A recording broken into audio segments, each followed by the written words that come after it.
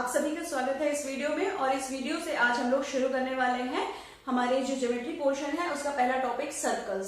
Circle यानी वृत्त। वृत्त में हम लोग किस तरह से पढ़ेंगे उसको पहले मैं बता देती हूँ। पहले हम लोग थ्योरम पढ़ेंगे कि थ्योरम क्या कहती है, फिर उस थ्योरम से रिलेटेड जितने भी क्वेश्चन हो सकते हैं बेसिक से लेके एडवांस, क्योंकि ये जो सर्कल टॉपिक है ये आपका सबसे ज्यादा इंपॉर्टेंट है।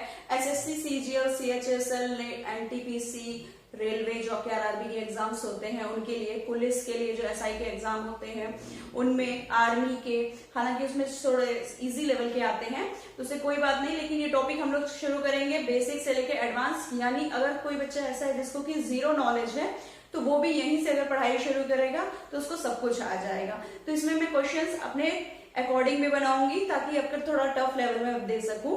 तो इसमें हम लोग शुरू करते हैं, सॉल्व करने हैं। तो हमारी पहली थ्योरम कहती है अगर कोई सर्कल है जिसपे दो या दो से ज्यादा जो कॉर्ड हैं उनकी लेंथ इक्वल है, यानी A B is equal to C D है, ठीक है, इसमें मैं सेम निशान लगा दे रही हूं। अगर इनकी लेंथ इक्वल है तो ये कॉर्ड सेंटर पे, जो सर्कल का सेंटर होगा उस पे इक्वल एंगल बनाएंगे। अगर ये x है और ये y है तो x is equal to y होगा।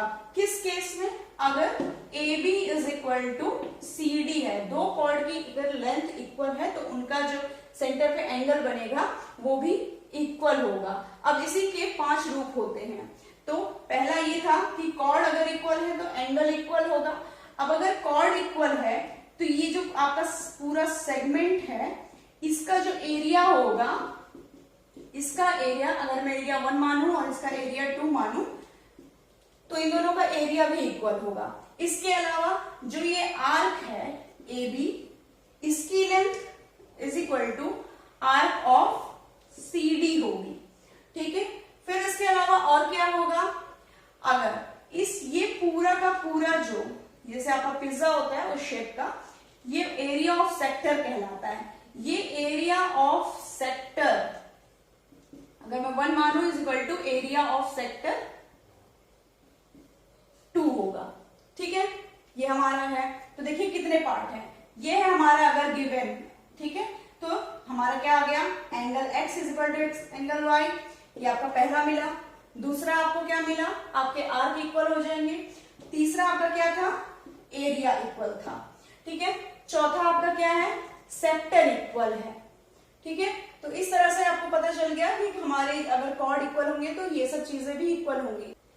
तो चलिए इस थ्योरम से रिलेटेड कुछ क्वेश्चंस कर लेते हैं फटाफट। तो ये है हमारा एक सर्कल जिसमें कि आपके दो कॉर्ड हैं जिनको कि आपको गिवन दिया है कि A B is equal to C D है और ये एक एंगल आपको दे दिया है 50 डिग्री और आपको फाइंड करना है x। तो मैंने आपको बताया कि अगर दोनों कॉर्ड की लेंथ इक्वल है तो जो वो सेंटर पे एंगल बनाएंगे वो भी इक्वल होंगे। अगर A B is equal to C D है और ये 50 डिग्री है तो ये भी 50 डिग्री होगा। अब चलते हैं सेकेंड क्वेश्चन की तरफ। सेकेंड क्वेश्चन में आपका देखिए, फिगर में ही देखिए क्या है। कई बार ऐसा होता है कि वो लोग गिवन लिख के नहीं देते हैं, फिगर से आपको समझना होता है कि क्या है इक्वल, ठीक है। अब यहाँ पे देखिए ये एंगल इक्वल है इसके 45 डिग्री 45 डिग्री। अगर ये सेंटर पे एंगल इक्वल सबटेंड कर रहे हैं और एक ही सर्कल के ये कॉर्ड हैं तो क्या होगा। यहाँ पे देखिए थोड़ा सा फोकस की दिक्कत आती है, मुझे नहीं पता क्या है, सेटिंग में करके देखा है मैंने, प्लीज इसके लिए माफ करिएगा, अगर कुछ हो सजेशन तो बताइएगा। तो ये क्या है, ए बी सी डी क्या हो जाएंगे, इक्वल हो जाएंगे और सी डी की लेंथ है 7 सेंटीमीटर तो x की वैल्यू क्या आ जाएगी 7 सेंटीमीटर। फिर चलते हैं थर्ड क्वेश्चन की तरफ। यहाँ पे देखिए, अब यहाँ पे ये 50 डिग्री दिया हुआ है एक एंगल आपका, ठीक है, और यहाँ पे इस एंगल की वैल्यू फाइंड करनी है। अब इसको ध्यान से देखिएगा आप। अब देखिए ये आपका एक सर्कल है और ये सेंटर से बन रहे हैं ना, तो ये क्या होंगे, ये होंगे आपके रेडियस। और आपको पता है जब ये दोनों साइड इक्वल हैं तो ये दोनों एंगल भी इक्वल होंगे। आइसोसेलेस ट्रायंगल, उसमें क्या होता है, दो साइड अगर इक्वल होती है तो उनके अपोजिट एंगल भी इक्वल होते हैं। तो इस तरह से ये एंगल भी आपका हो जाएगा 50 डिग्री और ये एक ट्रायंगल बन रहा है तो इनका सम 180 डिग्री होगा। 50 प्लस 50 100, तो ये एंगल क्या हो जाएगा 80 डिग्री और इस वजह से x की वैल्यू हो जाएगी 80 डिग्री, ठीक है।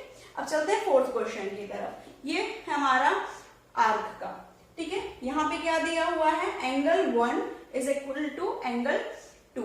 यहाँ पे दोनों की वैल्यू 70 डिग्री है और यहाँ पे दिया है कि जो ये जो आपका आर्क है ए बी, इसकी लेंथ है आपकी 7 सेंटीमीटर। तो आपको पता है एंगल जो सबटेंड हो रहा है सेंटर पे, दोनों की वैल्यू सेम है, यानी ये जो इसके कॉर्ड होंगे ये भी आपस में इक्वल होंगे, और जो इसका सेगमेंट होगा, एरिया ऑफ सेक्टर होगा, ये जो आर्क की लेंथ होगी ये भी इक्वल होगी, यानी ए बी आपका 7 सेंटीमीटर है, तो सी डी भी आपका 7 सेंटीमीटर। तो चलिए सॉल्व करते हैं फिफ्थ क्वेश्चन। ये थोड़ा सा टेक्निकल क्वेश्चन है। इसमें आपको देखिए रेडियस फाइंड करना है और arc AC plus arc BD की लेंथ फाइंड करनी है, ठीक है, दोनों को ऐड करके।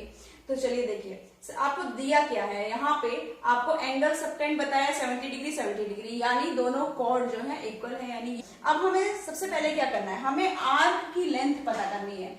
लेंथ क्या होती है, अच्छा ये जो आर्क है ये सर्कल का जो पूरा 2πr जो आपका पेरीमीटर होता है उसी का ये कुछ पार्ट होगा, यानी सबसे पहला काम तो हमें रेडियस फाइंड करना है। अब रेडियस कैसे फाइंड होगा, अब देखिए रेडियस क्या है, ये आर। अच्छा मैंने आपको शुरुआत में ही बताया था जो कॉर्ड होता है वो एक छोटा पार्ट होता है, सबसे बड़ा कॉर्ड जो होता है वो होता है आपका डायमीटर। तो डायमीटर क्या होता है, ये पूरे सेंटर से निकलता है, व्यास जिसे कहते हैं, और ये डायमीटर क्या होगा आर यानी 2r निकालने में। तो एक छोटी सी ट्रिक मैं बताती हूँ इसमें क्या है।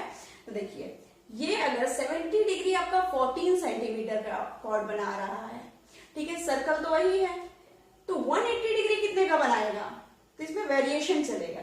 अगर आपका 70 डिग्री 14 सेंटीमीटर का कॉर्ड बना रहा है तो 180 डिग्री का कितना बनेगा कॉर्ड आपका, ये x है यानी 2r है ना। इसे हमें फाइंड करना है, क्या करेंगे आप, सीधा इसको डिवाइड कर देंगे, यानी 70 degree upon 180 degree is equal to 14 upon 2r। अब इसको सॉल्व कर लेते हैं, 7 10 जा, 7 2 जा, 2 5 जा, फिर 5 3 जा, 15 30 6 2 18, रेडियस की वैल्यू आ गई आपकी 18 सेंटीमीटर। तो रेडियस आपको मिल गया है। अब रेडियस से आपको पता करना है arc AC plus arc BD. तो चलिए इसको फाइंड कर लिया है। अब हमें arc AC plus arc BD find करना है। अब देखिए आर्क एसी और आर्क बीडी इक्वल नहीं होगा, ठीक है, इनकी वैल्यू हमें फाइंड करनी है। तो इसका एक उल्टा तरीका हो सकता है कि पूरा पेरीमीटर निकालिए, पेरीमीटर से माइनस कर लीजिए इस आर्क प्लस इस आर्क को। अब आपको पता है कॉर्ड इक्वल है तो ये आर्क भी इक्वल होंगे, यानी इसको क्या लिख सकते हैं, 2πr minus twice of A B arc की लेंथ। अब ये जो ए बी आर्क की लेंथ है इसको मैं आपको शॉर्ट में बताती हूँ, ये क्या होगी, ये पूरे 2πr को अगर 360 डिग्री से डिवाइड कर दिया जाए, यानी 1 डिग्री से डिवाइड कर दिया जाए, फिर इसकी वैल्यू कितना है 70, इसको 70 से मल्टीप्लाई कर दिया जाए तो इसका आंसर आ जाएगा। तो चलिए रख देते हैं, यह है 2πr minus 2 into 2πr into 70 upon 360। अब इसमें कॉमन ले लेते हैं, 2πr 1 माइनस 2 इंटू 70 अपॉन 360, तो ये कट जाएगा, ये 18। इसको सॉल्व करते हैं, 2 इंटू 22 अपॉन 7, आर की वैल्यू है आपकी 18 इंटू ये 18 यहां जाएगा, 18 माइनस 7 आपका कितना हो जाएगा 11 अपॉन, एक तरह से आपका हो जाएगा ये 121 इंटू 4 अपॉन 7, 484 अपॉन 7। और इसको हम लोग मिक्स फ्रैक्शन में लिख लेते हैं, ये हो जाएगा आपका 7 6 42 और ये हो जाएगा आपका 64, यानी 9 जा 69 1 अपॉन 7 सेंटीमीटर। ये है आपका आंसर, ठीक है। तो मुझे उम्मीद है कि ये क्वेश्चन आपको बहुत पसंद आया होगा, थ्योरम है। तो मिलते हैं नेक्स्ट वीडियो में, तब तक के लिए नमस्कार। और अगर आपको इस चैनल पसंद आया है तो इसे लाइक शेयर और सब्सक्राइब अपने फ्रेंड्स में जरूर करिएगा।